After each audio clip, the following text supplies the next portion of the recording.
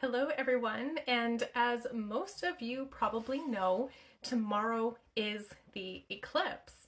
And it starts around in Pacific time. I think it's around 10:28 a.m. and it goes to about 11:15, 11:20 a.m. in Pacific timing. So tomorrow is a very, very powerful day. And this is just my opinion on the eclipse. So take what resonates, leave what doesn't. I mean, just follow your own path, do your own thing, listen to your inner discernment. But I'm seeing a lot of interesting posts, a lot of interesting predictions, which is great, fantastic. But here is mine. When it comes to the eclipse tomorrow, it's not necessarily something that you have to take as energy to heal. Okay, it's not necessarily something where you have to start working through all these layers and releasing and letting go what no longer serves you and all of these things. Because when you start thinking of the sun and the moon and the energies behind both of them, it's a pretty powerful day because the sun represents masculine energy. It is this beautiful, beautiful light. And what it really has to do with is your vitality. It has to do with so much around your own inner well, okay? So if you're in depletion, if you're feeling like a bag of garbage all the time, then you have to start really looking at, okay, so tomorrow there's probably going to be this increase of vitality coming in, something that's going to revitalize your spirit, revitalize your heart, get you reconnected. The masculine is very healing energy. And even though I say you don't necessarily have to heal anything tomorrow during this time, there's just an influx of that energy coming through. And yes, you can connect with the sun energy anytime though, right? You don't necessarily need this celestial event. However, celestial events also do create a lot of power. And to me, I don't think it's going to be anything like, what was it, like a doomsday type thing. I've seen a few of those. I've seen it's like the rapture day and all of these things, and that's okay. There's a lot of fear-based stuff out there, and that's good. But if I'm wrong, cool. I won't be alive tomorrow after if it does happen, so I won't care. But all jokes aside, when it comes to the sun energy, I really like to focus on the actual places in the body that this is entering in, right? So really feeling and really embodying and really bringing in a lot of this energy. I know masculine energy is more about action, so once the celestial event is over, you can take all that masculine energy that you were receiving and actually use it to focus on your personal power, to focus on your self-esteem, to focus on your next action steps, right? Bring it into practicality. Where are you right now and where do you want to be in the next 3 months? Take some notes here. Allow that masculine energy to lead and direct you, because guess what? We all need it.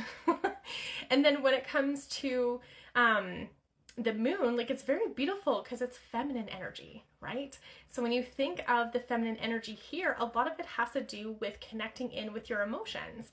It has to do with being present in your body, your instincts. It also has to do with your intuition. So again, you're getting a whole bunch of powerful energies coming in to help you enhance these aspects.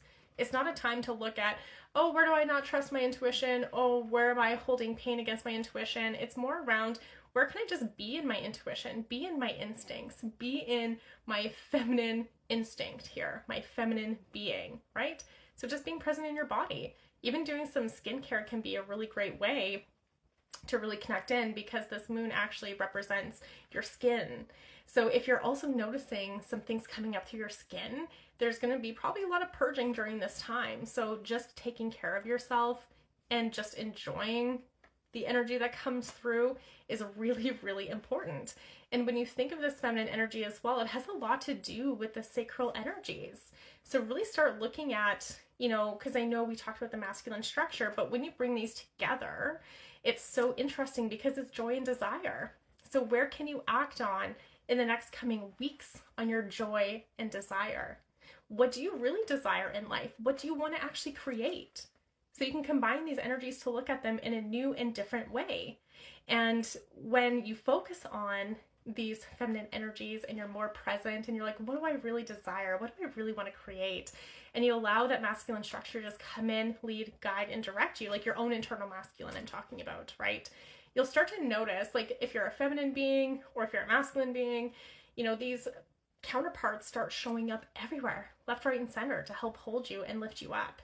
And of course, You might even notice that there's deeper layers for yourself of where you're really just trusting the masculine energy more. You're really trusting your own sense of vitality. You're really trusting your feminine energy more as well. So enjoy tomorrow in the celestial event. Don't get too caught up into the fear aspects. Don't feel like, oh my gosh, now I have to go repent and do all these things and make sure I'm good for tomorrow. Like, just enjoy it. And I know in my generation, it's quite interesting and quite funny. There's been, 6 end of time predictions that have happened, so just take them with a grain of salt. Really just follow your own inner compass. And how can you actually come from a place of overflow instead of depletion? So one thing I will say, if you are feeling depleted and you are feeling really highly activated by these energies, then you need to actually just look at a little bit, where are you acting out of integrity? Because depletion and burnout does not come from doing too much stuff. It doesn't. And I've tested this theory over and over and over for myself. When I'm in integrity with who I am, I can do so much in a day and it energizes me and I feel great. But if I'm constantly pushing something to make it work, I'm going to feel depleted. If I'm going against my morals and values, I'm going to feel depleted. I'm going to feel resentful, and then I'm probably going to blame other people, even though it's me doing it to myself and not seeing the truth for where it is. So just think of those types of things too. The sun energy is really asking you to come from a place of vitality, to really start letting, well, I don't even want to say letting go, because like I said, it's not about that, but even just recognizing the areas in which you have gone out of your integrity. It's really as simple as that. I used to view burnout as doing too much, and now I view it as doing anything that is not aligned to who you are.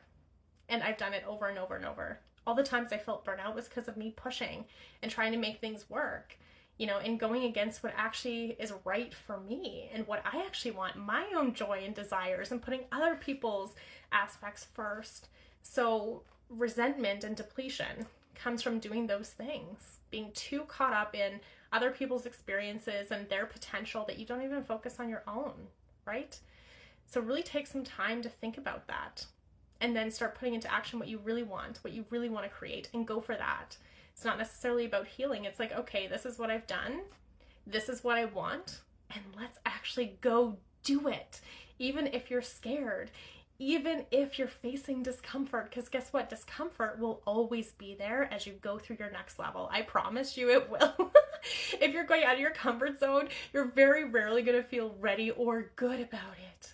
Even though you know it's the right choice for you, you're still going to get caught up in this, should I be doing this? So don't fall for the old programming of just stopping because it's so uncomfortable. Because once you get to the other side, believe me, you're going to feel so amazing that you did it, and so happy that you actually did, and realize, oh my gosh, this was actually not that big of a deal, and I created all these stories in my mind. So really getting past these stories and just going for your joy and desire.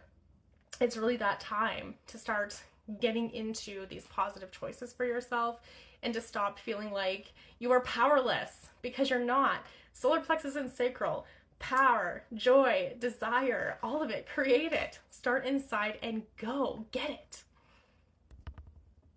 Okay, bye.